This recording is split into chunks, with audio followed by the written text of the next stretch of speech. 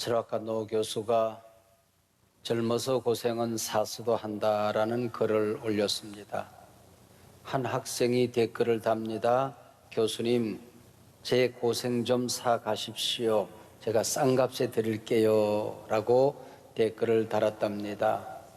고생을 좋아하는 사람은 없죠.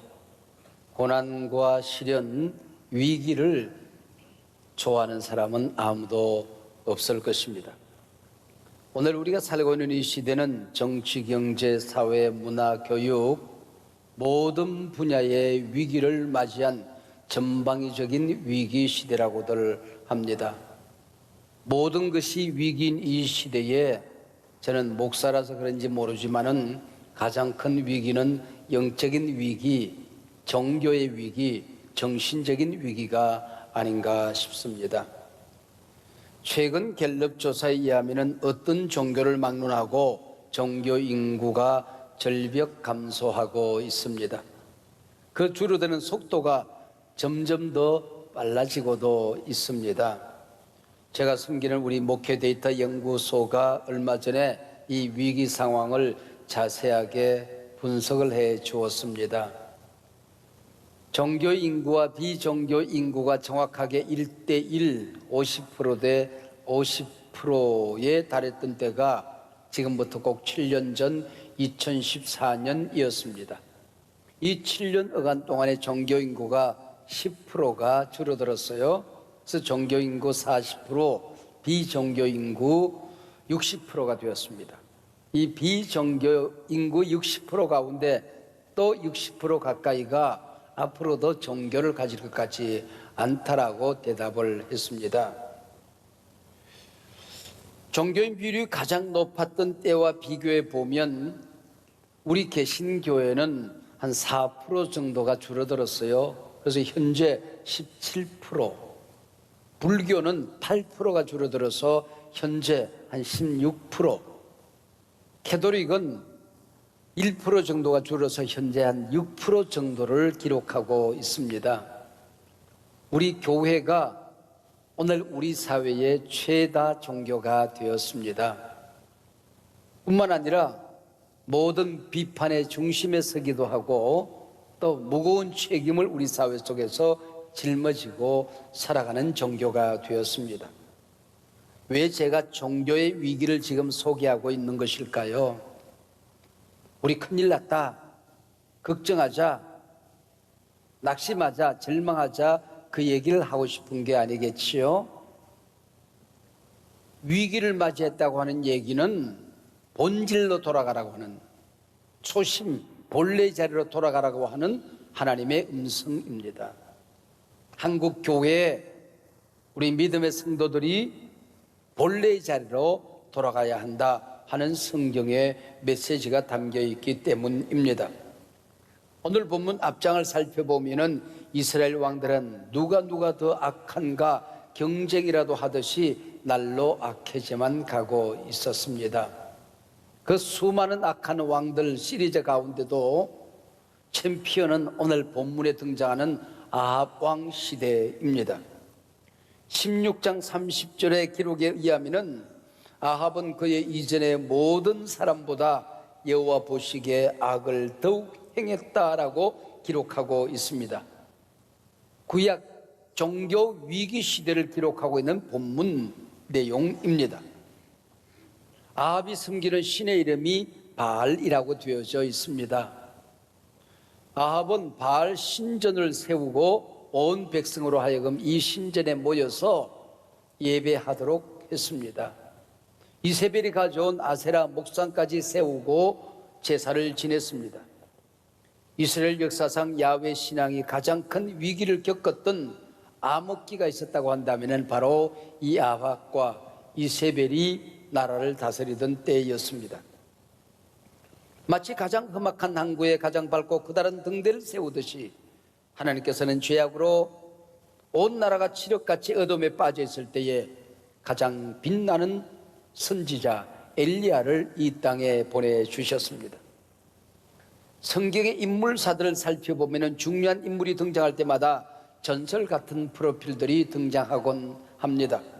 모세는 태어나는 과정, 그를 숨겨 키우는 부모의 믿음, 나일강에서 공주를 만나는 이 등등 드라마틱한 사건들이 이어지고 있습니다.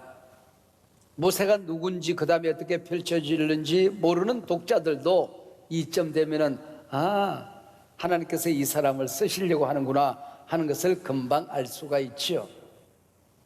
근데 유독 엘리야는 역사 무대에 느닷없이 혜성처럼 등장합니다. 베드로처럼 부름받는 장면도 없습니다. 사도 바울처럼 아라비아 사막의 수련 과정도 없습니다.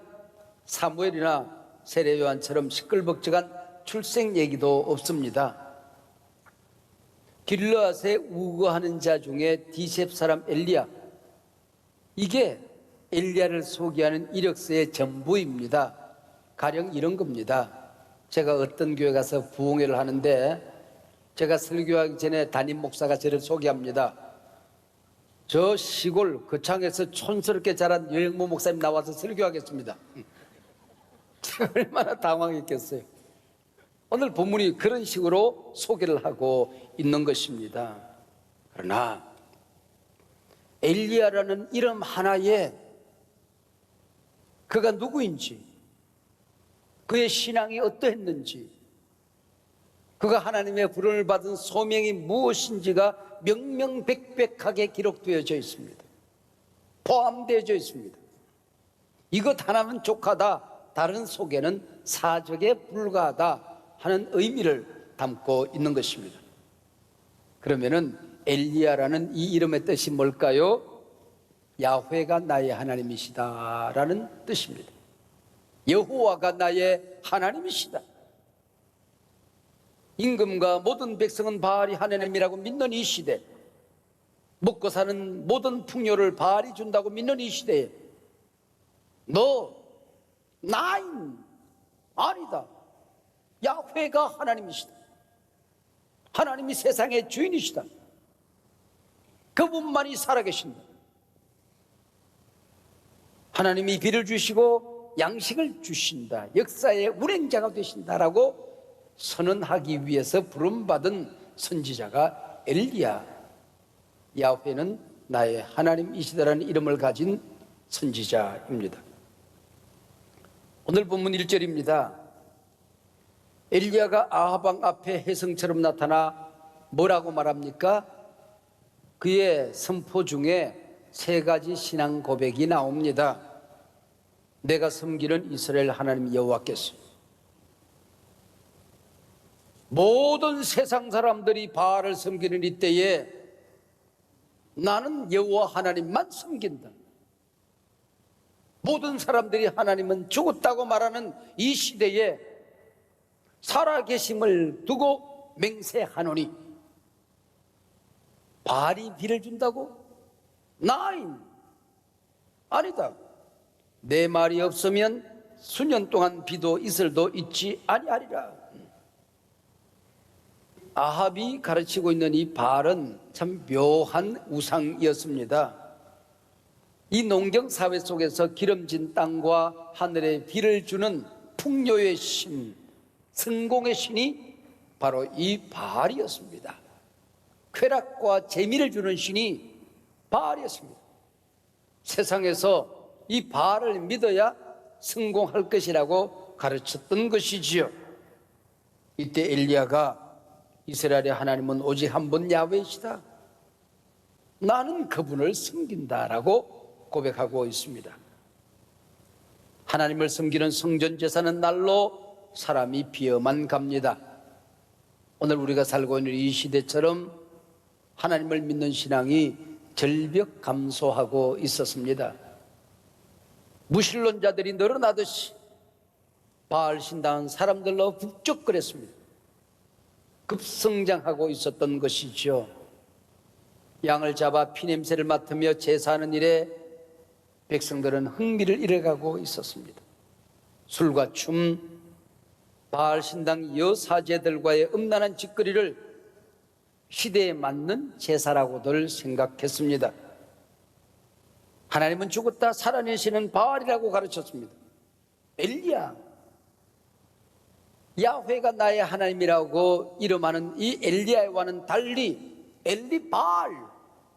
바알이 나의 하나님이다라는 이름을 가진 자들이 자꾸 늘어나는 시대였습니다. 이것이 출세의 지름길이라고 믿었기 때문입니다. 하나님 야훼께서 살아계심을 두고 맹세하노니 그분만이 역사 속에 살아계신다고 선언하고 있습니다. 외치고 있습니다. 하나님만 섬겨야 될 이스라엘 땅에 우상의 신들이 날로 늘어나고 있었습니다.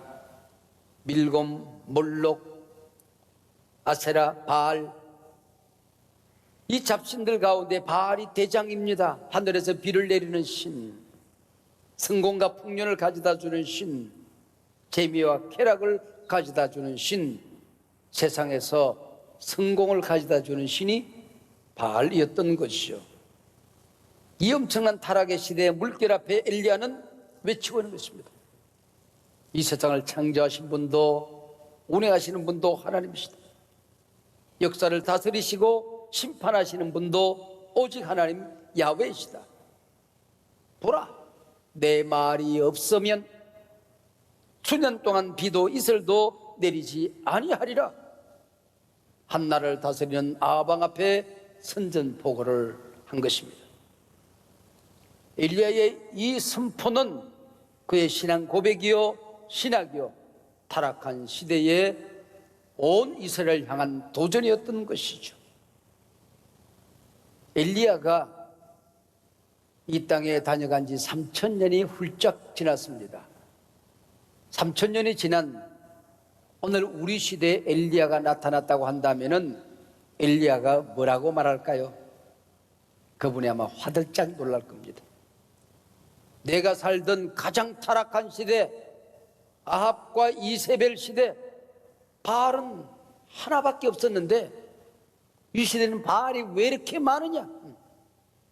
세속주의 바알, 물량주의 바알, 돈 바알, 경제 바알, 과학 바알, 4차 산업혁명 바알, 주일 예배 맞아 비웃으며 스펙을 쌓아가는 젊은이들, 교회를 떠나는 많은 젊은이들, 스펙 바알, 주식 바알, 비트코인 바알, 동성애듯 온갖 비정상적인 성의 취향이라는 이름으로 합리화되어지고 소수자라는 이름으로 합법화되어지는 세상, 성바알. 당시 일개 첨부 엘리야는 하나님의 말씀, 하나님의 명령을 따라서 담대히 왕 앞에 섭니다. 폭탄선을 하죠. 그러고 난 다음에 하나님께서 하늘에서 폭탄을 내려주실 줄로 알았을 것입니다. 엘리야가 나타나 아합에게 선전포고를 했을 때 백성들 또한 호롤단신으로 나타나 영웅의 활극을 펼쳐줄 것을 기대했을 것입니다. 아합과 엘리야의 흥미진진한 제2막을 기다리고 있었을 것입니다. 아마 조금 더 상상의 나라를 펴면 아합 앞에서 엘리야가 티끌을 샥 뿌리면은 모든 티끌이 호랑이로 멧돼지로 변해가지고는 바알 신당을 톡 들여다봐서 다 부수는, 아니면 코기름을 발라서 휙 하니까 불이 확 나타나서 바알 신당을 불태워버리는 아마 흥미진진한 상황을 연상할 수도 있었겠죠. 실제로 그런 일들이 다음에 나타납니다. 갈멜산 제단에서 말이죠. 바로 이때 떨어진 하나님의 명령은 너무나도 엉뚱하기만 합니다. 하늘에서 폭탄비가 쏟아진 것이 아니라 도망치랍니다. 숨으랍니다. 아합의 조그마한 칼날로부터 당신의 선지자를 보호할 수 없는 하나님이었단 말인가? 여러분, 이 장면 이해가 되십니까? 오늘 본문 3절과 4절인데요. 너는 여기서 떠나 동쪽으로 가서 요단 앞 그리 시냇가에 숨고 그 시냇물을 마시라. 내가 까마귀들에게 명령하여 거기서 너를 먹이게 하리라. 여러분, 이 부정한 짐승 까마귀를 통하여 선지자를 먹여 주시겠답니다. 감동했을까요? 우리는 신앙생활하다가 큰 은혜와 감동을 경험합니다. 그러고 나면은 내 사업도 우리 가정에도 내 자식들에게도 현실적인 더 큰 기적과 열매가 나타날 것을 기대합니다. 믿음 생활하다가 큰 헌신을 한 다음에 하나님으로부터 더 큰 보상을 기대하지요. 그러나 바로 이때 내 현실에 나타난 모습은 그리시네까 나 물 먹고 물 마시고 좀 더 버텨내라 하나님의 명령이 떨어졌을 때에 여러분 과연 견뎌낼 수 있을까요? 이런 일들이 성경에 너무나도 많이 있어요. 우리 현실에도 너무 자주 일어나고 있는 겁니다. 소년 다윗이 돌멩이 하나로 골리앗을 물리쳤을 때에 처음에는 사울은 천천히요 다윗은 만만이라 온 백성이 칭송하는 것처럼 보였습니다. 곧바로 다윗은 도망자가 되어서 광야 빈들을 헤매야 했습니다. 얼마나 당황했을까요? 아마 언덕을 숨어 다니면서 노래를 불렀을 겁니다. 난감하네 그랬을 거예요. 모세가 민족을 구원하기 위해 맨주먹으로 못된 놈을 처단하고 광야로 도망가 40년을 미디안에서 숨어 살 때에 얼마나 낙심했을까요? 양을 치면서 난감하네 이러고 돌아다녔을 거예요. 요셉이 그 멋진 꿈을 꾸고 노예로 팔려갈 때에 얼마나 황당했을까요? 들들거리는 마차에 누워서 난감하네 그럴 법하지 않습니까? 은혜 다음에 오는 자신의 초란 빈손을 들고 난감하네를 불러보신 적이 없으십니까? 거리 시내가 주변에 한 번씩 성경의 부정한 짐승으로 분류된 까마귀가 깍깍 하고 나를 때에 사람들은 누가 죽었나비요? 누가 저기서 뭔가 죽어서 썩어가나비요? 썩은 시체를 좋아하는 까마귀가 깍깍거리네. 사람들은 그렇게 생각했을 것입니다. 엘리야는 지극히 작은 부정한 까마귀가 물어다주는 떡과 고기를 아침 저녁으로 기다리는 지극히 낮아진 지극히 작은 지극히 겸손한 자의 삶을 살아야 했던 것이지요. 기적을 일으킬 영웅 엘리야가 지금 견뎌내는 이 장면입니다. 여러분, 지극히 작은 은혜에 감사할 줄 모르는 자는 큰 은혜, 큰 기적을 맛볼 자격이 없는 겁니다.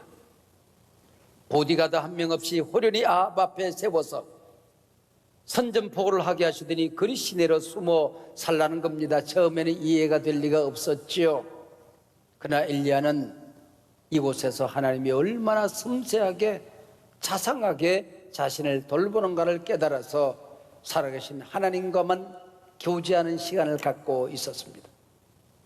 자기가 선포한 그 신앙 고백, 선전포고가 무엇을 의미하는지 하나님의 말씀을 묵상하는 기회를 가지게 되었던 것이죠. 하늘문을 열고 하늘문을 닫는 엘리야도 우리와 성정이 같은 인간이었지만은 3년 동안 하늘문을 닫기도 하고 닫힌 문을 열기도 하는 기도의 큰 영웅으로 살 수 있는 준비가 이곳에서 일어나고 있었던 것이죠. 근데 문제는 거리 시냇물 마저 이제 말라버렸습니다. 그때 들려온 하나님의 음성이 9절입니다. 너는 일어나 시돈에 속한 사르밧으로 가서 거기 머물라. 내가 그곳 과부에게 명령하여 내게 음식을 주게 하리라. 과부에게, 재벌에게, 갑부에게가 아닙니다. 그것도 하나님은 왜 하필 이방 시돈 땅 사르밧으로 가라고 말씀하셨을까요? 시돈은 왕후 이세벨의 고향입니다. 지금 제가 말씀드리는 이 바알 신이 태생된 곳이 바로 시돈입니다. 거기 가랍니다. 하나님 말씀하십니다. 너는 세상에서 뭘 먹고 살까 하는 것이 걱정스러운 근본 아니다. 바알 귀신의 실상을 제대로 보라는 것입니다. 하늘에 불을 떨어뜨리기 전에. 여러분, 우리가 세상 살기에 바빠서 성공, 여러분 풍요에 빠지고 싶어서 허둥대고 있을 때에 하나님 말씀하십니다. 나는 까마귀를 이용해서라도 너를 먹인다. 나는 이방 여인을 통해서도 일을 하신다. 양식 한 톨 없는 가난한 이방 과부를 통해서도 내 자녀들을 지킨다. 너희가 예배하지 않으면, 찬양하지 않으면 길바닥에 굴러다니는 돌들이 나를 경배하고 찬양할 수 있도록 한다. 이스라엘에 하나님이 쓸만한 사람이 얼마나 없었는가 하는 것을 단적으로 보여주는 것입니다. 모든 세상 사람들이 다 타락하고 모든 교회들이 위축되어 힘을 잃어버리고 모든 하나님의 백성들이 쓰러져 넘어져 있어도 나는 부정한 까마귀를 통해서도 내 백성은 내가 지킨다. 나는 사라밧 과부를 통해서라도 이방 여인을 통해서라도 나는 내가 택한 사람 내가 지킨다. 하나님이 말씀해 주시는 것입니다. 이 과부 여인을 만나러 길을 떠납니다. 하나님은 그곳 과부라고만 했지 자세한 설명이 전혀 없습니다. 그냥 하나님께서 역사를 어떻게 펼쳐가는가 보라는 겁니다.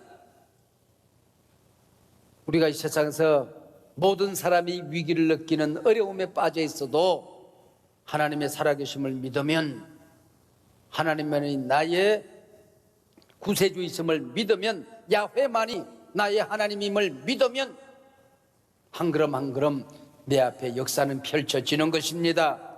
세상 사람들이 깜짝 놀랄 만한 내가 예기치도 못했던 드라마가, 신앙의 새 기적의 드라마가 내 앞에 펼쳐질 줄로 믿습니다. 엘리야는 거리 시내가에서 이방 땅 사라밧까지 자그마치 300리길을 단숨에 달려갑니다. 마침 성문 주변에서 나뭇가지 땔감을 줍는 한 여인을 만나게 됩니다. 저 여인이 과부일까? 과부라고 한다면 하나님 말씀하신 그 여인일까 궁금했지요. 그래서 말을 걸어봅니다. 내게 물 한 그릇만 주시오. 이때 어떤 말이 다가오느냐 여하에 따라서 하나님이 택한 그 여인이 될 수도 있고 엉뚱한 여인이 될 수도 있는 긴박한 상황이었습니다. 지금처럼 수도꼭지 털리면 물 나오는 때가 아니죠. 이 여인이 엘리야를 째려보면서 이 형국에 날 보고 물 달라고? 당신 정신 있어? 그러면 끝나는 거예요. 당신 지금 세상에 나눠줄 물이 어디 있겠어? 염치가 좀 있어야지. 그러면 끝나는 거예요. 근데 이 여인이 뭐라고 대답합니까? 그렇잖아도 누가 말씀을 했든지 감동이 되었든지 준비된 물 한 잔이 있습니다. 그 얘기예요. 이 순간 이 여인이 하나님 말씀한 여인이구나, 엘리야에게 감동이 있지 않았겠습니까? 물을 찾으러 돌아서는데 그 발길을 세웁니다. 불러세웁니다. 이보시오, 물을 가져오는 김에 떡 하나만 갖다 주시오. 염치 꽃배기죠. 여인이 말을 합니다. 미처 준비된 떡이 없습니다. 밀가루 한 움큼 한 번이나 구울 만한 기름 조금 남아 있습니다. 이 떡 하나 구워서 내 아들과 먹고 이제 죽기를 기다려야 할 판입니다. 이 순간 엘리야가 이 여인을 제자 훈련시키는 겁니다. 하나님을 가르치는 겁니다. 말씀을 증거하는 것입니다. 두려워하지 마시오. 먼저, 이 먼저란 말이 굉장히 오늘 본문에서 중요합니다. 먼저 떡 한 조각을 구워 내게 주고 다시 떡을 만들어 먹으면 됩니다. 그리고 14절에서 말합니다. 이스라엘의 하나님 여호와의 말씀이 나 여호와가 비를 지면에 내리는 날까지 너희 집에 그 통에 가루가 닿지 아니하며 그 병에 기름이 없어지지 아니하리라 말씀하셨느니라. 할렐루야. 이 시돈 땅의 이방 여인이 택함 받았다고 하는 모든 이스라엘 백성들이 바알을 믿고 따르는 이때에 이 여인이 하나님을 믿는 겁니다. 하나님의 말씀을 믿는 것입니다. 그랬더니 엘리야와 그의 식구가 함께 여러 날을 먹었습니다. 여러 날이 얼마인지 아세요? 3년에 3년. 3년 동안 양식이 떨어지지 아니하고 기름이 떨어지지 않았다고 얘기하시죠. 계속되는 가뭄으로 산과 들이 타고 물 한 방울 얻을 수 없어 산천도 인심도 메말라가고 있는 때였습니다. 이때 물 한 그릇, 빵 한 조각을 먼저 내게 가져오라는 요청은 상식을 벗어난 일이었고, 이 가련한 여인과 아들, 남의 목숨을 끊자는 잔인한 행동이 아닐 수 없었습니다. 그러나 엘리야의 말씀을 듣고 이 여인 15절, 저가 가서 엘리야의 말대로 하였더니, 도무지 믿을 수 없는 상황입니다. 교회들마다 위축되고 푹푹 쓰러지는 이때입니다. 하나님의 말씀이 힘을 잃어버리는 이때입니다. 성공주의가, 물량주의가, 출세지향주의가 바알처럼 온 땅에 들끓고 있는 이때에 저가 가서 엘리야의 말대로, 주일들은 설교 말씀대로, 성경에 기록된 대로, 저가 믿는 신앙대로 순종하였더니 기적이 일어난지라. 할렐루야. 여기 먼저라는 말이 어떤 말일까요? 온 세상에 재난이 겹치고 겹쳐서 우리 한소망 모든 성도님들의 집에도 먹을 것이 하나도 없어. 마침 어떤 권사님 집에 밥 반 공기가 남아있대요. 이 문제라고 하는 말은 네가 먹지 말고 유목사 먹이라, 그 얘기 아니에요. 그랬으면 좋고, 하나님의 살아계심을 이 여인이 믿었다는 겁니다. 이해가 안 되어도 말씀대로 순종해 보았더니 역사가 나타나더라는 거예요. 엘리야가 증거해 준 대로 하나님을 믿었더니 모든 것이 엘리야의 말대로 순종하였더니 역사가 나타나더라는 것입니다. 할렐루야. 이 말씀을 오늘 네가 아멘 할 수 있느냐 없느냐에 따라서 모든 사람들이 위기를 느끼는 이때에 하나님의 은혜를 받느냐, 은혜와 상관없이 혼자 살려고 발부둥 치다가 끝나느냐, 갈림길이 생긴다. 사랑하는 성도 여러분, 제가 40-50년 교회를 섬기며 하나님의 일을 하는 동안에 느끼고 깨닫고 경험한 바가 있어요. 기적이 뭔지 아십니까? 인간의 모든 가능성이 끝나는 그 자리, 내 힘으로 할 수 있는 게 아무것도 없는 그 자리, 거기서 역사는 하나님의 은혜의 역사가 기적입니다. 할렐루야. 모든 사람이 위기를 느끼고 위기에 빠져 살 때에 여러분, 그 순간에 내 속에서 꿈틀거리고 일어나는 것, 그게 믿음이에요. 막다른 골목에 부딪혀도 믿음의 사람을 통하여 하나님은 길을 내시는 분이십니다. 믿어주시면 아멘. 그때마다 하나님이 쓰는 사람이 있어요. 잘난 사람, 똑똑한 사람이 있고, 교인들이 야, 그 사람 통해서 하나님이 일하실 거야. 한 번도 그런 사람 통해 역사한 적이 없습니다. 못난 사람, 가난한 사람, 약한 사람을 들어서 강한 자를 부끄럽게 하시는 하나님이십니다. 우리 교인들과 제 삶을 돌이켜보면 우리가 한번 하나님의 자녀로 선택받았으면, 내가 하나님을 믿는 하나님의 자녀가 되었으면 까마귀를 통해서라도 하나님은 우리를 먹이십니다.